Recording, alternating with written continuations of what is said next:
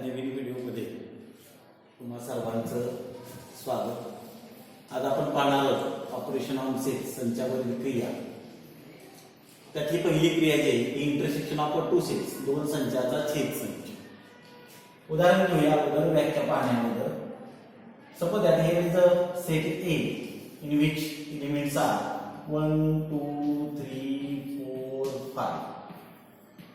And another set is a set B in which elements are 2, 4, 6, 8, 10, 12. A हा एक संच आहे. A या संचामध्ये जे असणारे घटक आहेत ते 2, 3, 4 आणि 5 हे 5 घटक आहेत.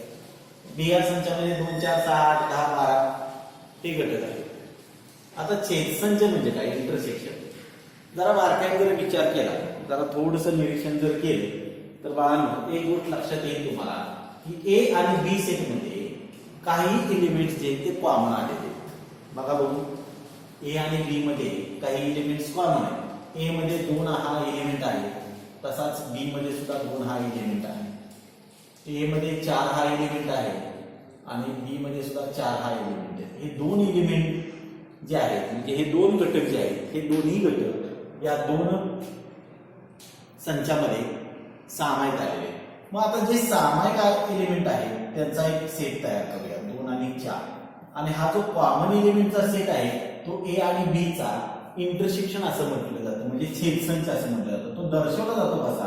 तर ए इंटरसेक्शन बी. याचं वाचन कसं केलं जातं? ए इंटरसेक्शन बी. कोणत्या आल्या? 2 आणि 4. मग आता बाळांनो याच्यावरून तुम्हाला साधी सोपी व्याख्या करता येईल. काय व्याख्या करता येईल बघा बघू. Here suppose that A and B are the two sets. समजा ए आणि बी हे दोन संच आहेत. Then the set of all common elements of set A and B is called as the intersection of both these two sets. म्हणजे A आणि B हे दोन संच जर असतील तर A आणि B या दोन संचामध्ये असणाऱ्या सर्व सामायिक घटकांचा जो संच असेल त्या संचाला A छेदसंच B असं म्हणतात. बघा व्याख्या काय केली मी. A and B are the two sets. Let A and B are the two sets. समजा ए आणि बी हे दोन संच आहेत. Then the set of all common elements between these two sets. तर या दोन संचामधल्या सर्व सामायिक घटकाचा संच means A intersection B. Intersection of set A आणि बी म्हणजे ए आणि बी या दोन संचाचा छेदसंच. आता ही व्याख्या तुम्ही आता मी जे बोललोय ती व्याख्या तुम्ही लिहून घेऊ शकाल, हे उदाहरण लिहू शकाल. आता हा इंटरसेक्शन घ्यायचं म्हणजे काय? फक्त कॉमन एलिमेंट. आता बघा या दोन्ही एलिमेंट दोन्ही सेटच्या बाबत आपण जर वेन डायग्राम जर काढायचं म्हटलं तर कशी वेन डायग्राम होईल बघा बघू, जरा विचार करा. कारण मी समजा ए या संचासाठी एक सर्कल काढलं आणि बी या संचासाठी दुसरं सर्कल काढलं, म्हणजे अशी दोन सर्कलचा वापर केला. काय होईल बघा बघू.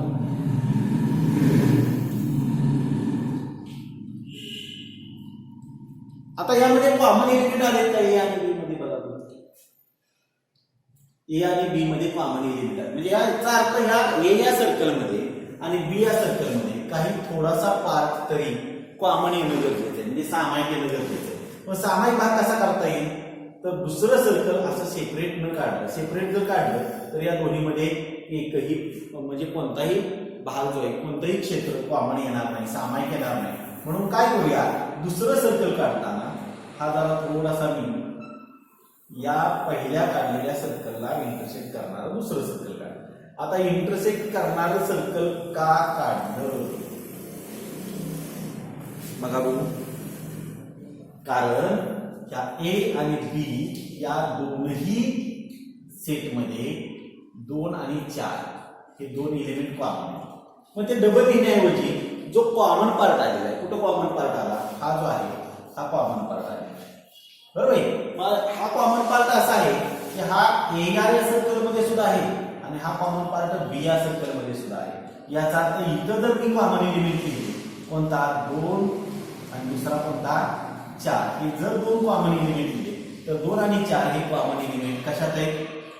ए मध्ये सुद्धा आहेत कारण का बघा ए मध्ये आले का आहे, बरोबर आहे. पुढं आणि तसेच बी मध्ये सुद्धा आहेत का आहेत.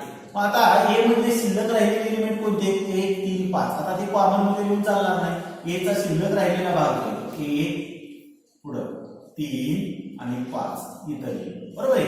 आता बी मध्ये असतं काही कॉमन एलिमेंट, म्हणजे कॉमन एलिमेंट 2 आणि 4 व्यतिरिक्त 6 8 10 आणि 12 हे 4 घटक आहेत. मग ते किती तर लिहूया 6 8 10 आणि 12. आता या दोन्हीमध्ये जो भाग रंगवलेला आहे, हा जो रंगवलेला भाग आहे, हा रंगवलेला भाग म्हणजे ए इंटरसेक्शन बी म्हणता येईल. ए इंटरसेक्शन बी असं म्हणता येऊ शकेल, बरोबर आहे. आता दुसरं एक उदाहरण घेऊया. बघा P equal to A B C पुढं आणि क्यू या सेटमध्ये आहे डी ई आणि एफ. आता मला एक सांगा, ए पी आणि क्यू या दोन सेटमध्ये कोणता एलिमेंट एखादा कॉमन आलाय का? बघा बघा आलाय का? एकही एलिमेंट कॉमन नाही. म्हणजे इथं एबीसी आहे आणि इथं क्यू या संचामध्ये डी ई एफ आहे. म्हणजे याचा जर कॉमनच एलिमेंट येत नसतील तर P intersection Q common element काय आला? काहीच आला नाही. म्हणजे काय ठेवावं लागेल मला? बरोबर आहे, एम्प्टी सेट ठेवावा लागेल. म्हणजे पी इंटरसेक्शन क्यू बरोबर काय होऊ शकेल? हाय एम्प्टी सेट, बरोबर आहे. आता ह्याची जर वेन डायग्राम काढायचं म्हटलं बघा तर जरा विचार करा. मग आता यामध्ये जर कॉमन एलिमेंट जर नसतील तर मग मला हे दोन सर्कल जर मी वापरले, अशा प्रकारची दोन सर्कल जर वापरली तर ती एकमेकाला छेदणारे असतील का हो? असणार नाही. त्याच्या पाठीमागचं कारण काय? कारण त्याच्यामध्ये कॉमन एलिमेंट आलेला नाही. मग आता इंटरसेक्शन जर फाय असेल तर मला ही दोन सर्कल वेगवेगळी काढली पाहिजे.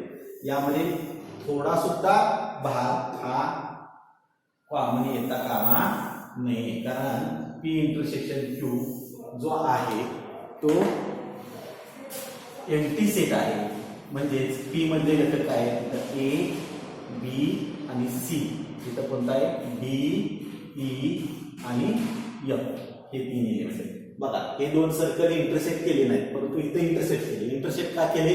तर ह्यामध्ये कॉमन एलिमेंट, ह्यात कॉमन एलिमेंट आहेत का? नाही. म्हणजे दोन सर्कल इंटरसेक्ट करता येणार नाही, बरोबर आहे. अशा रीतीनं तुम्हाला इंटरसेक्शन ऑफ टू सेट, दोन संचाचा छेद संच जो आहे त्याचा व्याख्या परत रिपीट करतो. Let A and B are the two sets. समजा ए आणि बी हे दोन संच आहेत. Then the set of all common elements of both these two sets. तर त्या दोन संचामधील सर्व सामायिक घटकांचा संच means intersection of a set A and B. म्हणजे ए आणि बी या दोन संचाचा छेद संच होईल. ही व्याख्या होईल. त्याच्या खाली ही दोन उदाहरणं त्याच्या व्हेन डायग्राम तुम्ही लिहू शकाल. आता याच्यानंतर बघणार आहोत आपण ते म्हणजे properties of intersection of two sets. ह्याच्या प्रॉपर्टीज बघणार आहे. आता ह्या प्रॉपर्टी ज्या आहेत त्या प्रॉपर्टी तुम्हाला पुस्तकामध्ये सुद्धा दिलेल्या आहेत. मी आहे तशा सांगितल्या तर तुमच्या बऱ्यापैकी लक्षात येतील असं मला वाटत नाही. म्हणून आपण काय करूया, त्या प्रॉपर्टी प्रूव्ह करायच्या, उदाहरण घेऊन प्रूव्ह करूया. प्रॉपर्टी म्हणजे याचे गुणधर्म. हे गुणधर्म घेणं गरजेचं आहे, कारण पुढील शिक्षणासाठी तुम्हाला हे गुणधर्म महत्वाचे आहे. कारण हे मूळ पाया आहे सेट थिअरीचा. आणि मूळ पाया तुमच्या जर लक्षात आला तर पुढच्या 11वीतली सेट थिअरी जी आहे ती तुम्हाला छान पद्धतीने समजेल. बघा बघूया पहिली प्रॉपर्टी काय आहे. बघा ए इंटरसेक्शन बी आणि बी इंटरसेक्शन ए. ए इंटरसेक्शन बी जो आहे तो ए चा बी सी इंटरसेक्शन घेतला आणि बी चा ए सी घेतला तर त्यामध्ये फारसा फरक हा येत नाही. म्हणजे A intersection B equal to B intersection A. म्हणजे काय हो, आपण असं गृहीत धरूया विनोदाचा दाखला. दोन विद्यार्थ्यांच्या जोड्या घेतल्या, सोम्या आणि गोम्या. सोम्याची गोम्याची जोडी आहे.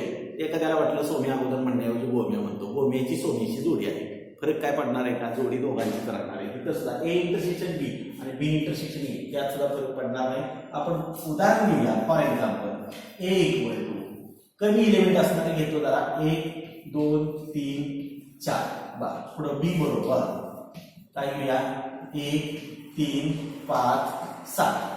आता ए आणि बी चा इंटरसेक्शन लिहायचा. आता इंटरसेक्शन लिहायचं म्हणजे काय करायचंय बाळांनो? बरोबर आहे. कसले एलिमेंट लिहायचे?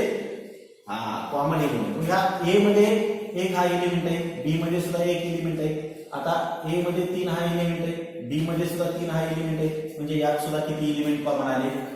2 एलिमेंट, 1 आणि 3 आले. बरोबर आहे. आता ए चा बी सी इंटरसेक्शन भेटला किती आला? तो त्या इंटरसेक्शन मध्ये 1 आणि 3 हे 2 एलिमेंट आले. आता बी चा ए सी भेटला, बी इंटरसेक्शन ए काय होईल बघा. आता बी आणि ए चे पुन्हा कॉमनच एलिमेंट म्हणजे कुठे येणार आहे? 1 आणि 3च येणार आहे. याचा अर्थ बाळांनो ही प्रॉपर्टी प्रूव्ह झाली आपली. ए इंटरसेक्शन बी मध्ये 1 आणि 3 घटक आहेत आणि बी इंटरसेक्शन ए मध्ये 1 आणि 3 घटक आहेत. याचा अर्थ त्या दोन्ही सेट मधले, त्या दोन्ही इंटरसेक्शन मधले एलिमेंट चेंज होत नाही. म्हणजे हे दोन्ही सेट वेगळे नाही, समानच आहेत. That's why we write A intersection B equal to B intersection A from 1 and 2. 1 व 2 वरून. तुम्ही मराठीवाले काय म्हणायचं? 1 व 2 वरून. त्या 1 आणि 2 या विधानावरून की उजव्या बाजू समान आहे म्हणजे डाव्या बाजू सुद्धा कशा असणार आहे? समान. अशा रीतीने ही पहिली प्रॉपर्टी आहे. दुसरी प्रॉपर्टी काय म्हणता येते बघा.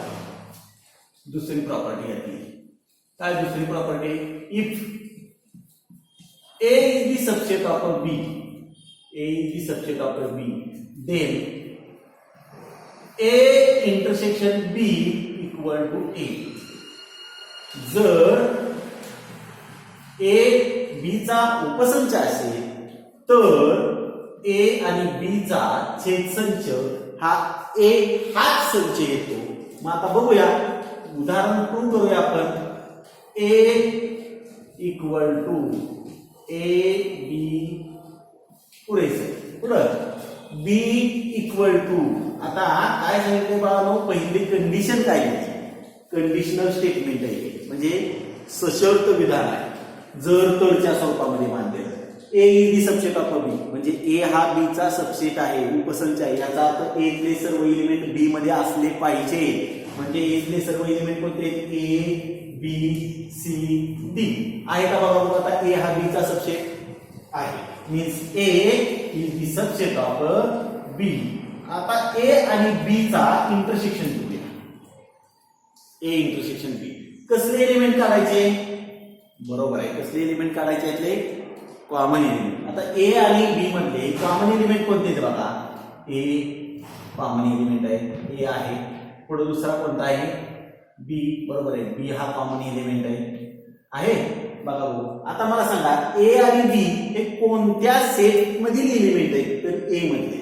That's why A intersection B equal to we write A. Why? Because A is the subset of B. A is the subset of B. Then A intersection B equal to A. बरोबर आहे. अशा रीतीने दुसरी property झाली. आता आपण तिसरी property पाहणार आहोत. त्या तिसऱ्या प्रॉपर्टी मध्ये प्रॉपर्टी नंबर 3. प्रॉपर्टी लिहून घ्यायचे बाळा. प्रॉपर्टी नंबर 3 आहे. काय आहे बघा तिसरी प्रॉपर्टी. काय तिसऱ्या प्रॉपर्टी मध्ये दिलेलं आहे? इफ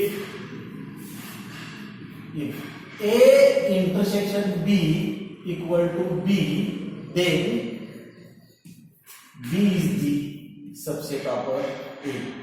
जर ए आणि बी चा इंटरसेक्शन म्हणजे छेद संच जर बी हा संच मिळत असेल तर बी हा ए चा उपसंच असतो. बी हा ए चा काय असतो? उपसंच. असं सांगून कळणार नाही. सर तुम्ही काय म्हणताय आमच्या लक्षात घ्या. उदाहरण बघूया, प्रूव्ह करून बघूया. ए इक्वल टू 1 2 3 4. आता बी इक्वल टू 2 पुरेसे. आता या दोघांचं काय करूया? इंटरसेक्शन घेऊया. ए इंटरसेक्शन बी. बरोबर. कसले एलिमेंट घ्यायचे? बरोबर आहे, कसले एलिमेंट घ्यायचे? फक्त कॉमन एलिमेंट. कोणता आहे कॉमन एलिमेंट? 2 हा कॉमन एलिमेंट आहे. पण 2 हा एलिमेंट कुणाचा आहे? बीचा आहे. म्हणजे A intersection B equal to काय आला? बी. आलं का पहिली statement? A intersection B equal to B. पण मग बीतले सगळे एलिमेंट ए मध्ये आहेत का बघा बघू.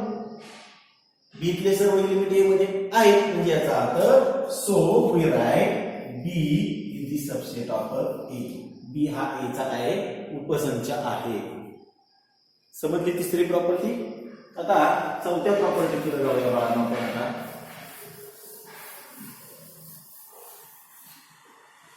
चौथी प्रॉपर्टी आहे. चौथ्या प्रॉपर्टी मध्ये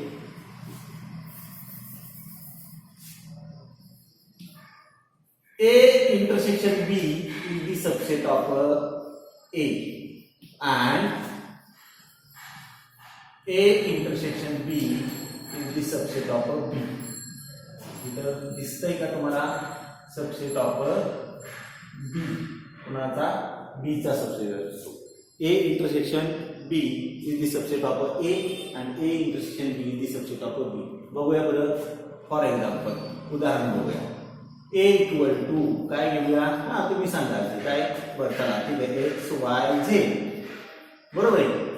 B इक्वल टू काय डब्ल्यू वाय झेड. चला ठीक आहे. आता A आणि B या दोन सेटचा इंटरसेक्शन घेऊया. A इंटरसेक्शन B बरोबर आहे. आता काय आलं बघा बघू त्यामध्ये कॉमन एलिमेंट. कोणते कॉमन एलिमेंट आहेत. कोणते वाय आणि झेड. वाय आणि झेड. आता बघा त्या इंटरसेक्शन ए आणि बी जे इंटरसेक्शन आहे त्या ए इंटरसेक्शन बी यातले सर्व एलिमेंट ए मध्ये आहेत का बघा. आहे. कोणते वाय झेड आहे. इथं वाय झेड आहे म्हणजे हा याचा सबसेट झाला उपसंच झाला. So A intersection B is the subset of A. A B चा इंटरसेक्शन आहे तो ए चा सबसेट आहे. तसंच ए इंटरसेक्शन बी मधले सर्व एलिमेंट बी मध्ये आहेत का बघा. आहे. वाय आणि झेड म्हणजे काय A intersection B is the subset of B. A intersection B is the subset of B आहे का. अशा रीतीनं ही चौथी प्रॉपर्टी झाली. आता पाचव्या प्रॉपर्टीचा आपण थोडासा अभ्यास करूया. समजतंय का बघा. हे वारंवार उदाहरणं जर बघितली तर तुमच्या प्रॉपर्टी लक्षात राहतील लक्षात येतील. पाचवी प्रॉपर्टी काय बघा. A intersection A complement equal to हा. याचा अर्थ लक्षात घेतला पाहिजे. ए आणि ए चा पूरक संच. कॉम्प्लिमेंट म्हणजे पूरक संच. या दोघांचा जर इंटरसेक्शन घेतला म्हणजे छेद संच घेतला तर छेद संच काय येणार आहे. रिक्त संच येणार. बघूया आपण हे उदाहरण घेऊया. फॉर एक्झाम्पल युनिव्हर्सल सेट घेतला पाहिजे मला. युनिव्हर्सल सेट कारण का ए कॉम्प्लिमेंट मांडू शकत नाही मी त्याशिवाय. युनिव्हर्सल सेट एक घेतो मी. कोणता घेतो. 1 2 3 4 आणि 5. तुम्ही काहीही घेऊ शकता बघा आणि प्रॉपर्टी प्रूव्ह करू शकता. मी तर 1 2 3 4 5 हे युनिव्हर्सल सेट घेतला. ए बरोबर 2 आणि 4 हे काय घेतलं. ए मध्ये 2 आणि 4. आता तुम्ही म्हणणार सर 2 4 6 घ्या की. नाही बाळा. कारण का जर कॉम्प्लिमेंट घ्यायचा असेल तर ए हा युनिव्हर्सल सेटचा सबसेट असणं गरजेचं आहे. म्हणजे त्याचा उपसंच असणं गरजेचं आहे. म्हणजे ए हा यू चा उपसंच होण्यासाठी मला 2 आणि 4 एवढे दोनच घटक घेतले. अजून 5 घेतला तरी चालेल यामध्ये पण मी 2 आणि 4 घेतलेले. आता ए चा कॉम्प्लिमेंट घ्यायचा आहे मला. ए चा कॉम्प्लिमेंट आपल्याला कॉम्प्लिमेंट लिहिताना या अगोदरच्या व्हिडिओमध्ये मी सांगितलेलं आहे की कॉम्प्लिमेंट लिहिताना काय करावं लागतं. तर ए चे जे एलिमेंट आहे ते युनिव्हर्सल सेट मधून म्हणजे विश्वसंचातून काढून टाकायला लागतात. मग आता ए मध्ये कोणते एलिमेंट आहेत. 2 आहेत. 2 काढून टाकतो. ए मध्ये दुसरा एलिमेंट कोणता आहे. 4 आहे. 4 काढून टाकतो. आणि राहिलेले सगळे एलिमेंट ते ए कॉम्प्लिमेंट मध्ये द्यायला लागतात. मग ए कॉम्प्लिमेंट मध्ये कुठले एलिमेंट आले. 1 आला 3 आला 5 आला. 1 आला 3 आला 5. आता या दोघांचा इंटरसेक्शन घ्यायचा आहे म्हणजे ए आणि ए कॉम्प्लिमेंटचा इंटरसेक्शन घ्यायचा आहे. So A intersection A complement. A आणि ए चा कॉम्प्लिमेंट याचा इंटरसेक्शन घेतला. काय येतं बघा. इंटरसेक्शन म्हणजे काय हो. कसले एलिमेंट घ्यायला लागतात फक्त. बरोबर आहे. कसले कॉमन एलिमेंट. आता ए आणि ए कॉम्प्लिमेंट मध्ये काही कॉमन एलिमेंट आहेत का बघा. ह्या दोन्हीमध्ये एकही एलिमेंट तो कॉमन आलेला नाही. म्हणजे तर मला एम्प्टी कर्ली ब्रॅकेट काढावं लागेल म्हणजे हा एम्प्टी सेट आहे. आणि आपल्याला माहिती आहे एम्प्टी सेट कशाला दाखवतात. 5. So A intersection A complement equal to 5. A intersection A complement equal to 5. आता ह्या सगळ्या प्रॉपर्टी लक्षात राहिल्या पाहिजेत बाळांनो. का तर 1 मार्काला तुम्हाला जर रिकामी जागा विचारली तर ती रिकामी जागा लिहिता आली पाहिजे. Filling the blanks or choose correct alternative. A intersection A complement equal to dot dot dot.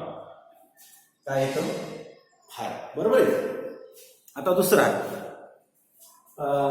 5 property झाल्या. आता 6वी प्रॉपर्टी बघूया. काय आहे 6वी प्रॉपर्टी? Property number 6.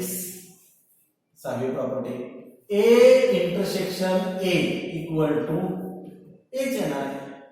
त्याच संचाचा the intersection of a set with itself is always that set.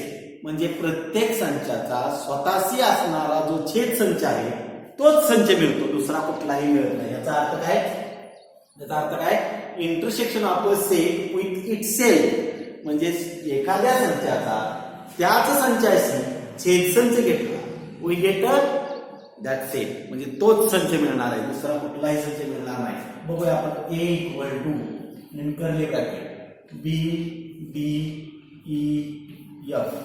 बरोबर आहे. आता A चा एसीच कॉम्प्लिमेंट घ्यायचा आहे मला, इंटरसेक्शन घ्यायचा आहे. A इंटरसेक्शन हे नीट काढा जरा. A इंटरसेक्शन A त्याच्याशीच घ्यायचा आहे. म्हणजे ह्या दोन्हीमध्ये कॉमन काय येणार आहे? हा सेट आणि दुसरा सुद्धा हाच सेट. मग ह्या दोन्हीमध्ये तेच एलिमेंट आहे. म्हणजे कॉमन एलिमेंट कोणते येणार आहे? B D E आणि F येणार आहे. म्हणजे B D E आणि F. मला सांगा हे सर्व एलिमेंट जे ते कुणाचे? A चे. So A intersection A equal to काय येणार आहे? A intersection A equal to A येणार आहे. बरोबर आहे. आता 7वी प्रॉपर्टी बघूया. 7वी प्रॉपर्टी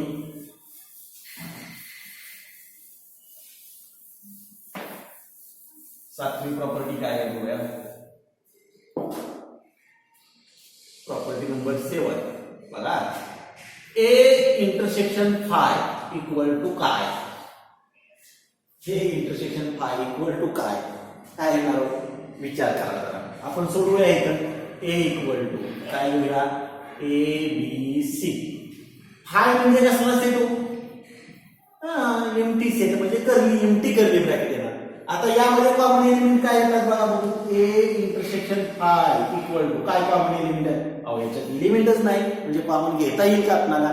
नाही. म्हणजे कॉमन काहीच नाही ह्या दोन्हीमध्ये, सामायिक काहीच येत नाही. याचा अर्थ हा सुद्धा कसला सेट राहणार आहे? Empty set.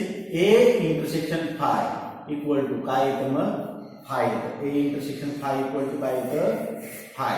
म्हणजे इथं काय लिहिलं पाहिजे? फाय. अशा रीतीनं घ्या. त्याची व्याख्या वेन डायग्रॅम तुम्ही व्याख्या उदाहरण त्याच्या वेन डायग्रॅम आणि या 7 प्रॉपर्टी ह्या चांगल्या रीतीने अभ्यासात येणाऱ्या शंका तुम्ही कमेंटमध्ये लिहिल्या तरी चालतील. पुन्हा एकदा सांगतो, कोणताही एखादा व्हिडिओ तुम्ही पाहण्यापासून वंचित राहू नये यासाठी चॅनेलला सबस्क्राईब करा, लाईक करा. आजच्यासाठी धन्यवाद.